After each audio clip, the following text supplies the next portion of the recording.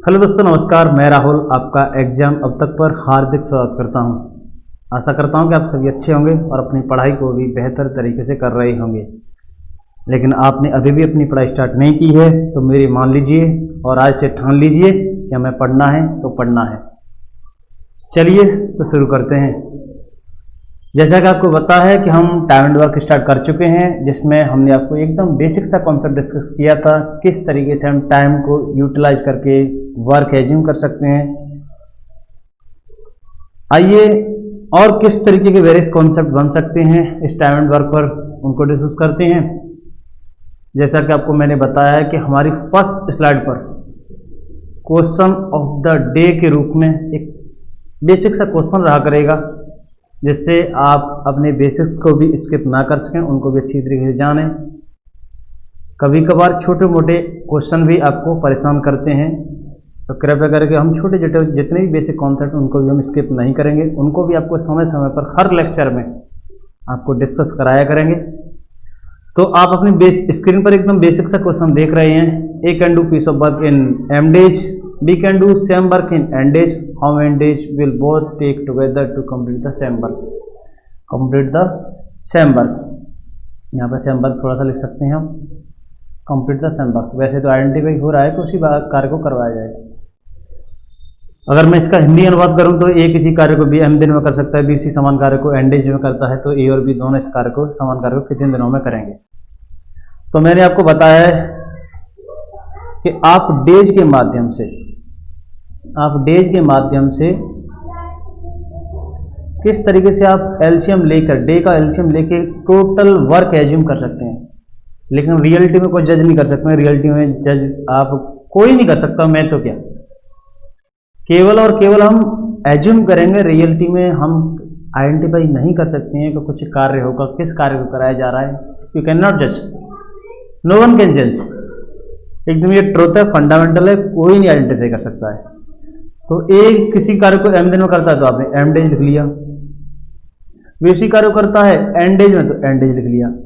अच्छा, मैंने आपको बताया है कि जो कुछ भी डे बड़े हों उनका मल्टीपल या उनकी टेबल जब तक पढ़ें जब तक दूसरी संख्या उसी में न कट जाए। अब यहाँ पे आप जज ही नहीं कर पा रहे हैं कि एम बड़ा है कि एन बड़ा है, तो आप जज नहीं कर पा रहे हैं, तो आप एलसीएम केवल और केवल एम और एन का मल्टीपल करके ही रख देंगे, तो आपको वही एलसीएम देखने को मिलेगा। यही एलसीएम एज्यूम करते हैं, वही आपका टोटल वर्क होता है। तो आपको टोटल वर्क आपको प्राप्त हो चुका है और दैट।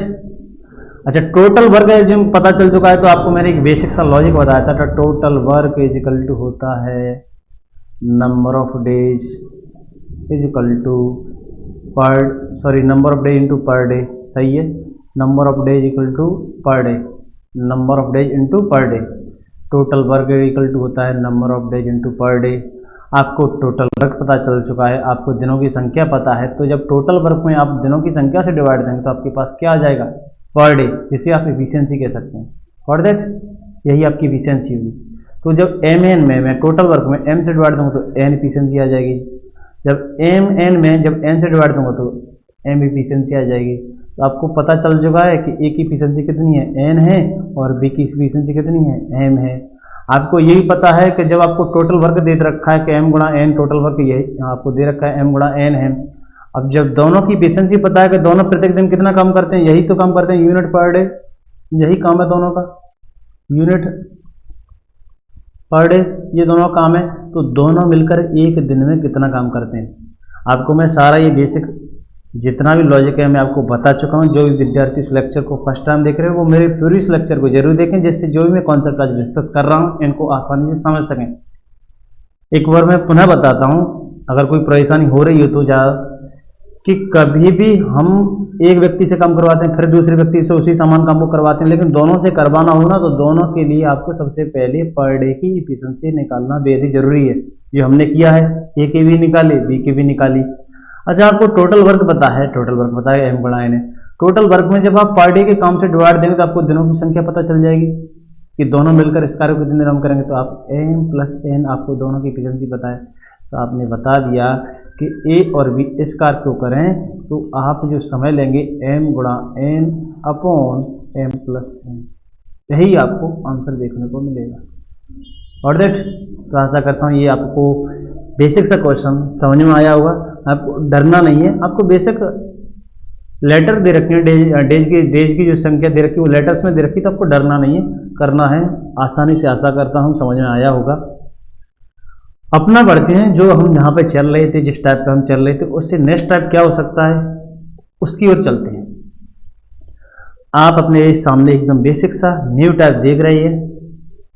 बोला गया है कि ए और बी किसी कार्य को, अगर मैं इंग्लिश में सबसे पहले बोलूं, A and B are together can do a piece of work in 10 days and A alone complete the same work in 15 days, 15 days. B alone can do same piece of work in, अगर मैं इसका हिंदी अनुवाद करूं, ए और B एक साथ किसी कार्य को 10 दिन में कर सकते हैं, जबकि ए अकेला उसी कार्य को करता है तो 15 दिनों में कर सकते हो, तो बी अकेला उसी कार्य को कितने दिनों में करेगा। मुझे पता है कि कुछ विद्यार्थी ऐसे होंगे जिन विद्यार्थियों पे ये सारे क्वेश्चन आते होंगे, लेकिन थोड़ा सा पेशेंस रखिएगा। आने वाले लेक्चरों में बहुत औसम से हम क्वेश्चन डिस्कस करने वाले हैं। सभी तरीके के जितने वैरायटी ऑफ क्वेश्चन बनते हैं सभी क्वेश्चनों को हम डिस्कस करेंगे। आपको दे रखा था ए प्लस बी किसी कार्य को कितने दिनों में करता है, 10 days में करता है, तो आपने 10 days लिखा। ए अकेला उस कार्य को करे तो कितने दिनों में कर सकता है, 15 दिन में कर सकता है। अच्छा, मैंने आपको बताया कि दिनों की संख्या से आप एक कुछ टोटल वर्क एज्यूम कर सकते हैं, तो 10 और 15 का एलसीएम लेंगे तो किस तरीके से लेंगे। मैंने आपसे बोला है कि जो दिनों की संख्या ज़्यादा होती है उसका आप टेबल जब तक पढ़ेंगे जब तक दूसरी संख्या से भी ना कट जाए, दूसरे दिनों की संख्या से भी न कट जाए। तो 15 दूनी 30, जैसे ही आपने 30 पढ़ा या 15 की टेबल आपने 30 जानी, मल्टीप्लाई किया आपने 15 दूनी 30, तो आपको 30 जो वैल्यू मिली है वो ऐसी वैल्यू जो 10 से भी कट जाएगी। तो आपको जो वर्क एज्यूम करना चाह रहे थे वो आपको वर्क मिल चुका है, जो आपको देखने को मिला 30 यूनिट। अच्छा, फिर आपको मैंने एक बेसिक सा लॉजिक आपको बताया है, ये वाला लॉजिक आप इसको स्किप ना करिएगा, इसको आप लिख सकते हैं कहीं अपनी कॉर्नर पर कॉपी में, अपनी नोटबुक में लिख सकते हैं। इसे धीमे धीमे आप इसे अपना फॉरवर्ड भी कर देंगे तो काम चल जाएगा। लेकिन अभी शुरुआत में जो फ्रेश स्टूडेंट है वो इसे एकदम अच्छी तरीके से अपना परमानेंट अपने दिमाग में स्टोर करें। एक बार मैं पुनः बताता हूं कि दिनों की संख्या से आप नंबर ऑफ डेज से आप टोटल वर्क एज्यूम कर सकते हैं। जब आपको टोटल वर्क पता होगा, नंबर ऑफ डेज पता होंगे, तो आप एफिशिएंसी भी निकाल सकते हैं। चलिए चलते हैं अपने मेन क्वेश्चन की ओर। आपको टोटल वर्क पता चल चुका है, मेन एफिशिएंसी, और एफिशिएंसी निकालने के लिए आप क्या करेंगे, 30 में आप 10 का डिवाइड देंगे तो 3 यूनिट पर डे, आप 30 में 2 का डिवाइड देंगे तो 2 यूनिट पर डे। अब गौर से देखिएगा कि ए प्लस बी जब कह रहे हो तो दोनों कितने यूनिट पर डे करते हैं, 2 यूनिट पर डे करते हैं, मतलब ये एफिशिएंसी उनकी है। जब मैं केवल ए अकेला कहता हूं कि ए कितना करता है तो 2 यूनिट पर डे करता है। आपको दोनों का पता है कि दोनों कितना करते हैं प्रतिदिन, 3 यूनिट करते हैं। ए अकेला बात की जाए तो 2 यूनिट पर डे करता है, तो आप नहीं कह सकते ए और बी का दोनों का हिस्सा 3 यूनिट है, ए का हिस्सा उसमें 2 यूनिट है, तो बी का हिस्सा ऑब्वियस है कितना होगा, 1 यूनिट पर डे होगा कि नहीं होगा। इस बात में कोई परेशानी नहीं होनी चाहिए। अब आपको पता चल चुका है कि आपको एफिशिएंसी पता है, टोटल वर्क भी पता है, तो बी के दिनों की संख्या भी निकाल सकते हैं। तो आप टोटल वर्क में जब आप एफिशिएंसी की संख्या से डिवाइड देंगे तो आप दिनों की संख्या निकाल सकते हैं कि बी इस पूरे कार्य को कितने दिनों में कर लेगा, 30 दिनों में कर देगा। आशा करता हूँ ये बेसिक से क्वेश्चन आपकी समझ में आया होगा। चलिए नेक्स्ट चलते हैं, कुछ इसी तरीके क्वेश्चन। और आपको मैं एक सूचित कर दूं कि हम जब भी नया टाइप कोई भी डिस्कस किया करेंगे उस पर ज़्यादा से ज़्यादा हम 2 से 3 क्वेश्चन आपको सॉल्यूशन करने के लिए देंगे। ज़्यादा से ज़्यादा हम न्यू टाइप पर 2-3 क्वेश्चन देंगे आपको। तो अब एक क्वेश्चन हम इस पर कर चुके हैं, एक और क्वेश्चन हम करते हैं इसी टाइप पर। इसकी थोड़ी सी लैंग्वेज कुछ अलग है, लेकिन डरना नहीं है। अ मैन, कोई व्यक्ति है, a man can do piece of work in 5 days but with the help of his son he can do in 3 days। In what time can the son do it alone? अगर इसका मैं हिंदी अनुवाद करूं, एक व्यक्ति है जब अकेले किसी कार्य को करता है तो 5 दिनों में कर सकता है, लेकिन जब व्यक्ति अपने पुत्र की सहायता से उसी कार्य को करता है तो 3 दिनों में कर सकता है। तो आपसे पूछा गया है कि जब पुत्र अकेला होगा तो इसी कार्य को कितने दिनों में करेगा। In what time can the son do it alone? और दैट, तो इसका अगर मैं सॉल्यूशन करूं तो उसी तरीके से कर सकते हैं जिस तरीके से हमने पिछले क्वेश्चन को किया है। आप क्या करेंगे, आपने मैन और चिल्ड्रन दोनों रखे, मेन को मैं रिप्रेजेंट कर रहा हूँ एम से और चिल्ड्रन को रिप्रेजेंट कर रहा हूँ मैं सी से। तो कितने दिनों में कर सकता था? 5 डेज में, कोई दिक्कत नहीं। सॉरी थोड़ा सा मिसस्पेल्ड लग गई, केवल मेन है, ये केवल मेन है, मेन करता है 5 दिन में। जब लेकिन मेन और चिल्ड्रन दोनों करते हैं तो इस कार्य को कर देते हैं 3 दिन में। और एक बात आपसे मैं कहता हूं कि आप दिनों की एक बात आपसे मैं कहता हूं, इस बात का परमानेंट स्टोर रखना अपने दिमाग में कि जब भी दिनों की संख्या देखें तो केवल और केवल आप दिनों की संख्या को देख कर ही आप ये आइडिया लगा सकते हैं, ये पता लगा सकते हैं कि एफिशिएंसी किसकी ज्यादा होगी। आप यहाँ पे देख रहे हैं कि मेन है 5 दिन में कर रहा है, और मेन और चिल्ड्रन जब दोनों करते हैं तो 3 दिन में करते हैं। तो दिनों की संख्या कौन सी कम है? 3 दिन कम है। तो ऑब्वियस सी बात है मेन और चिल्ड्रन जब दोनों साथ में आ जाएंगे तो ऑब्वियस सी बात है एफिशिएंसी को इंक्रीमेंट जरूर होगा। तो आपको ये देखकर ही आइडेंटिफाई हो जाना चाहिए। अगर मैं यहाँ पर 3 दिन दे दूँ, यहाँ पर 5 दिन दे दूँ, तो ये पॉसिबल नहीं है। क्वेश्चन आपको देगा कुछ इस तरीके से देगा जिसका सॉल्यूशन किया जा सके। इसी को मैं अगर इंटरचेंज कर दूँ तो यू कैन नॉट सॉल्व। अच्छा, तो फिर फर्दर हम इसका क्या लेंगे? 5 और 3 का मैंने आपको एलसीएम किस तरीके से लेना बताया है कि आप जब भी आप डे देखें तो डे में कौन सा डे बड़े हैं उनका आप टेबल जब तक पढ़ें 2 3 संख्या से ही ना कट जाए। 5 नहीं 10, 3 से कटेगा नहीं, 5 या 15 यूनिट जैसे ही हमने रखा तो वो तो 3 से भी कट जाएगा, 5 से तो कटेगा क्योंकि 5 की टेबल पढ़ रहे हैं हम। जब 15 यूनिट आपके पास टोटल वर्क आ गया तो total work per day into number of days का आपको लॉजिक बताया है हमने। जब 15 दिनों में आप 5 दिनों की संख्या से डिवाइड देंगे तो आप एफिशिएंसी निकाल सकते हैं 3 यूनिट पर डे। जब 3 दिनों की संख्या से आप 15 यूनिट बढ़ा देंगे तो 5 यूनिट पर डे आपके पास एफिशिएंसी आ चुकी है, आपके पास एफिशिएंसी आ चुकी है। तो मैन और चिल्ड्रन की जब बात कर रहे हैं तो 5 यूनिट पर डे कह रहे हैं। फॉर दैट मैन और चिल्ड्रन की बात कर रहे हैं तो कितना कह रहे हैं? 5 यूनिट पर डे कह रहे हैं, 5 यूनिट पर डे कह रहे हैं। लेकिन केवल हम मेन की बात कर रहे हैं तो 3 यूनिट पर डे कह रहे हैं। अरे इसका मतलब क्या है कि जब मेन और चिल्ड्रन की बात करते हैं तो 5 यूनिट पर डे, जब मेन अकेला करते हैं तो 2 यूनिट पर डे। तो इसका ऑब्वियस है कि 2 यूनिट पर डे कौन बनाता होगा? केवल चिल्ड्रन बनाता होगा। तो आप निकाल सकते हैं कि 15 यूनिट टोटल वर्क है, 2 यूनिट पर डे चिल्ड्रन करता है, तो चिल्ड्रन इस कार्य को कितने दिनों में कर देगा? आप कह सकते हैं 7 सही 1 वक्त 2 डेज, या कह सकते हैं 7.5 दिन। और दैट आशा करता हूँ कि आपको ये समझ में आया होगा। इस तरीके क्वेश्चन आप इजीली कर सकते हैं। और दैट चलिए एक नेक्स्ट टाइप की ओर बढ़ते हैं। आप देख रहे हैं A can do piece of work in 20 days 20 days and B can be in 14 days. They work together for 5 days, then the fraction of the work that is left. अगर मैं इसका हिंदी अनुवाद करूं, एक किसी कार्य को 20 दिनों में कर सकता है जबकि बी 40 दिनों में कर सकता है। दोनों मिलकर एक साथ कार्य शुरू करते हैं और 5 दिन तक करते हैं। तो आपसे पूछा गया है ज्ञात कीजिए कितने फ्रैक्शन, कितनी भिन्न कार्य लेफ्ट रह गया है, शेष रह गया है। भिन्न के रूप में पूछ रहा है कि कितना फ्रैक्शन आपको जो वर्क है वो लेफ्ट रह गया। तो आइए मैं बताता हूं, इसको भी जानते हैं। अच्छी तरीके से समझना, आप कोई प्रॉब्लम नहीं होगी आज से इस फ्रैक्शन वाले लॉजिक में।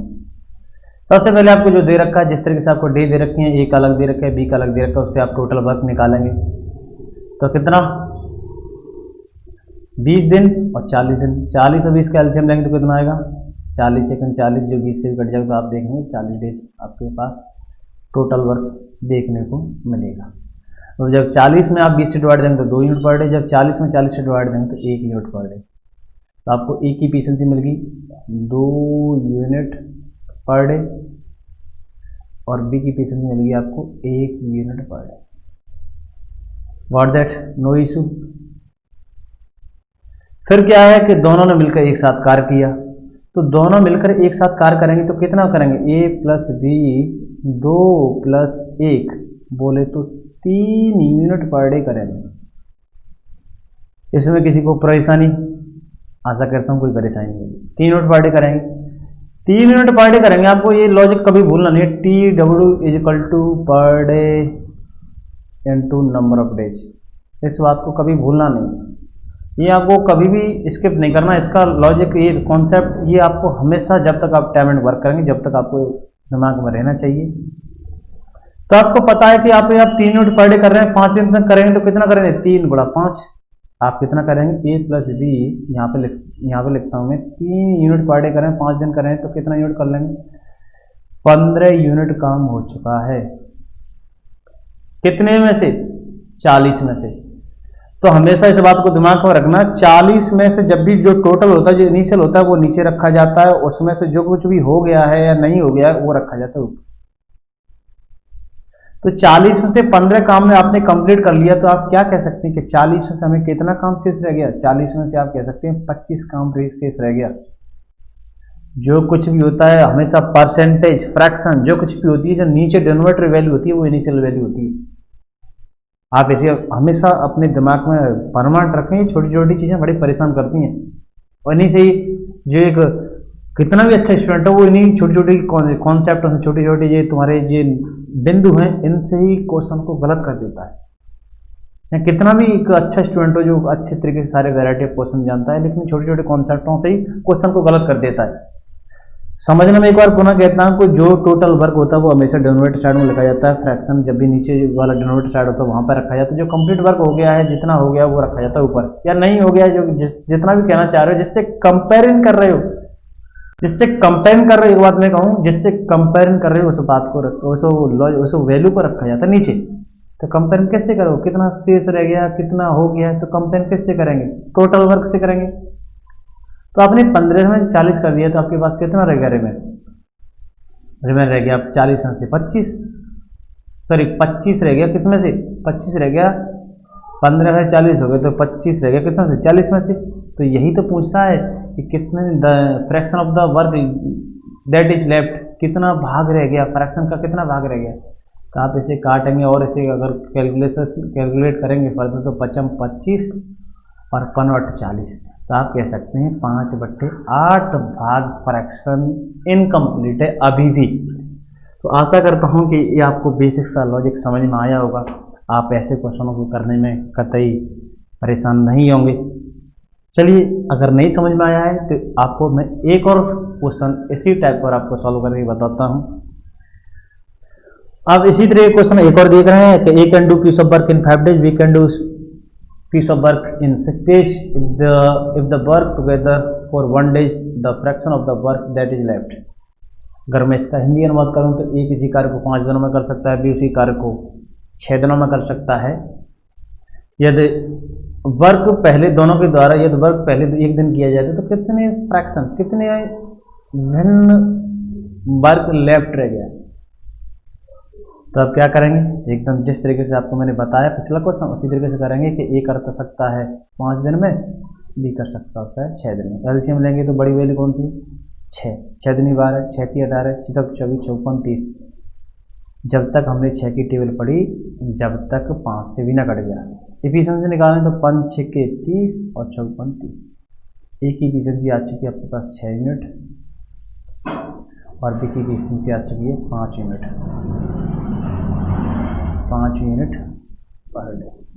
ऑलराइट, आपसे बोला कि वो if the work together for 1 day, जो दोनों मिलकर करते हैं वो पहले बंद 1 दिन करते हैं। आपको वो लॉजिक नहीं भूलना है, इधर मैंने अभी बताया था टोटल वर्क इक्वल पर day into number of days. तो आप क्या करेंगे, 6 5 11 दोनों मिलकर करेंगे तो कितना करेंगे, 11 यूनिट पर डे करेंगे तो एक दिन में कितना कर देंगे, 11 यूनिट काम हो चुका है। कितने में से, 30 में से। तो आप क्या करेंगे, रिमेन पूछ रहा है तो आप कहेंगे 30 में से 19 काम रह गया, यही आपका आंसर होगा। फॉर दैट 30 में से 19 की पूछ रहा है आपसे, ये कहता कि how much fraction of the work is completed, तो आप कहेंगे 11/30 कहते हैं। कितने फ्रैक्शन में कितना भाग काम हो गया, तो आप कहेंगे 11/30। कितना भाग रिमेन रह गया, कितना भाग लेफ्ट रह गया, तो आप कहेंगे 19/30। तो आपको यही आंसर देखने को मिलेगा, यही आंसर होगा। आशा करता हूं कि आपको ये बेसिक से क्वेश्चन समझ में आए होंगे, और ये मैं आपसे एक बार कहूँगा कि ये बेसिक से क्वेश्चन है, ये आपके सारे क्वेश्चन बड़े क्वेश्चनों में हेल्प करेंगे। तो कृपया करके इनको इग्नोर ना कीजिएगा, इनको अच्छी तरीके से समझें। और नेक्स्ट लेक्चर में आपसे फिर मिलते हैं 2 टैब को लेकर। जब तक के लिए आप इसे रिवाइज कीजिए, जब तक के लिए बाय बाय, टेक केयर, धन्यवाद।